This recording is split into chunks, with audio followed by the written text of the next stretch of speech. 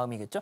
자, 다음 현장은요. 성추행 의혹을 재조명시킨 한 통의 전화와 관련이 있습니다. 관전 포인트 보시죠.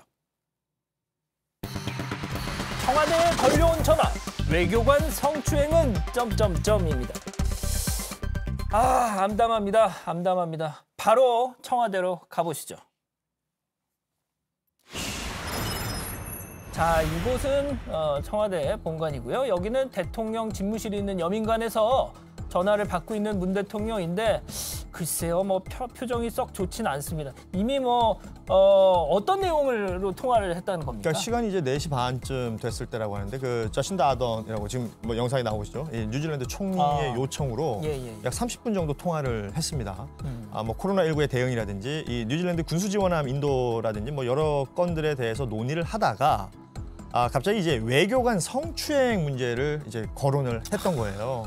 그렇습니다. 이 정상 간 통화 중에 세상에 그렇죠. 당신네 나라 외교관 성추행 이거 어쩔 겁니까? 이거 정말 대단히 이례적인 상황 아닙니까? 그러니까 문재인 대통령 입장에서는 얼굴이 좀 후끈거릴 수도 있었을 상황이겠죠. 최근 일은 아닙니다.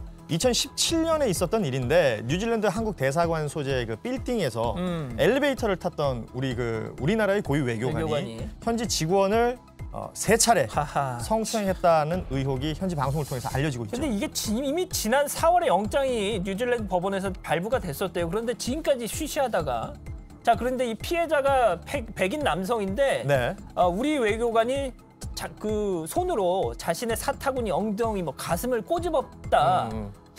아니 근데 그 사람, 우리 외교관이 지금도 어디 또 공관원이라면서요? 그렇습니다. 현직 외교관이고 공관원이다 보니까 이 외교관이 지금은 필리핀의 영사로 근무 중이라고 해요. 이미 영장이 발부된 상태였는데 우리 외교부가 쉬쉬하고 있었던 것이죠. 그러다가 이제 뉴질랜드 현지 매체에서 이 외교관의 실명, 얼굴 이런 걸 공개해버린 겁니다. 봤어요. 시사 탐사 보도 프로그램 이런 곳에서 이제 공개가 됐는데 그 이유가 이 혐의가 징역 7년에 치할 수 있는 아주 중범죄인데 한국 정부의 협조가 없었기 때문에 지금 유야무야되고 있다. 이런 부분들을 지적했던 프로그램이었습니다. 그러니까 우리 외교부는 그때 자체 조사를 해서 1개월 감봉 처분을 했다는데 왜 뉴질랜드 법원 이 영장에 협조를 안 하느냐 이렇게 물어봤더니 우리 외교부는 외교관 면책 특권 등을 고려했다. 그랬다는 거예요. 그러니까 외교부에 따르면 이제 본인이 성적으로 희롱할 의도 없었다. 그냥 가볍게 두드리는 이런 일은 했던 게 있지만 모든 행위는 장난이었다. 나는 성도착자도 아니고 동성애자도 아니다. 이런 진술을 했다는데 그런 부분들을 외교부에서 다 받아들였다는 거죠. 이성은 말할 것도 없고 동성 간에도 합의되지 않은 상태에서 함부로 만지는 건 그건 무조건 안 되는 거잖아요. 특히나 요즘 성인지 감수성 얘기 많이 하잖아요. 이게 반드시 이성에게만 쓰이는 단어는 아니거든요. 그럼요. 자, 그런데 이게 하루 이틀 된 일이냐? 아니라는 거죠. 강경화 외교부 장관이 취임 초부터 이 성 비위 근절 매번 강조를 해왔는데 너무 잦다 말이죠. 작년에도 국회 차원에서 그 지적이 있었습니다. 잠깐 보고 가시죠. 일본에 주재하고 있는 총영사가 성추행을 해서 지금 소환돼서 조사를 받고 있죠. 기사가 났습니다. 예, 그렇습니다. 근데 이런 것이 한 건이면은 발생할 수도 있는 일이다 이렇게 보이지만은 이거 이외에도 지난번에는 이디오피아 대사인가요? 성추행으로 해서 지금 재판을 받고 실형을 받고 지금 복역하고 있죠. 그렇습니다. 그뿐만 아니라 또 이거 일본, 에티오피아 참 많네요. 그러니까 외교 공관에 있는 우리나라 외교관은 현지에선 대한민국이고요. 대한민국 정부를 대표하는 거고 또 이 대한민국 국민들을 대표하는 건데 그곳에서 이런 일을 저질렀다는 건 정말 참담하고 어제 뉴질랜드 총리가 전화를 해서 대통령한테 그 얘기를 하니까 이제서야 외교부도 관계부 이런 실무부서 차원에서 대응책을 모색하겠다. 조금 전에 보도가 나왔더라고요. 자, 그건 그렇고요. 아무튼 이거 빨리 좀 해결이 됐으면 좋겠고. 자, 오늘 오전 11시에 청와대에서 박지원 국정원장, 이인영 통일장관 임명장 수여식이 있었습니다. 그 현장도 좀 잠깐 보시죠. 박지원 국가정보원장 이제 문 대통령 입장하고요. 자, 박지원 국가정보원장 모습이 보이나요? 저거는 김창룡 경찰청장, 박지원 국정원장, 이인영 통일부 장관. 이렇게 봅니다. 자, 이제 올라오는데 보통 가족들이 동반을 하는데 말이죠.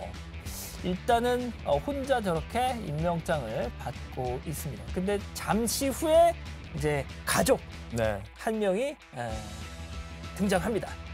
뭐 아신 것처럼 이제 박지원 국정원장 같은 경우에는 이제 몇 해 전에 이제 부인이 돌아가셨죠. 그렇죠. 예.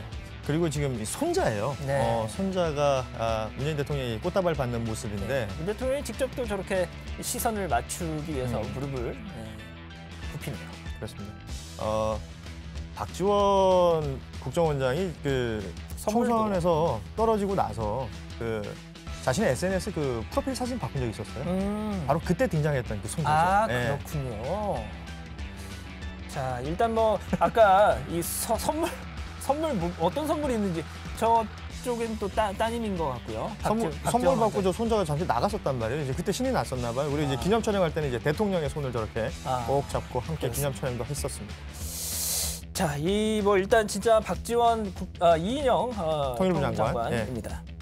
자, 근데 앞서 이제 뭐 말씀하신 것처럼 박지원 국정원장 진짜 영락 없는 할아버지의 모습이네요. 예.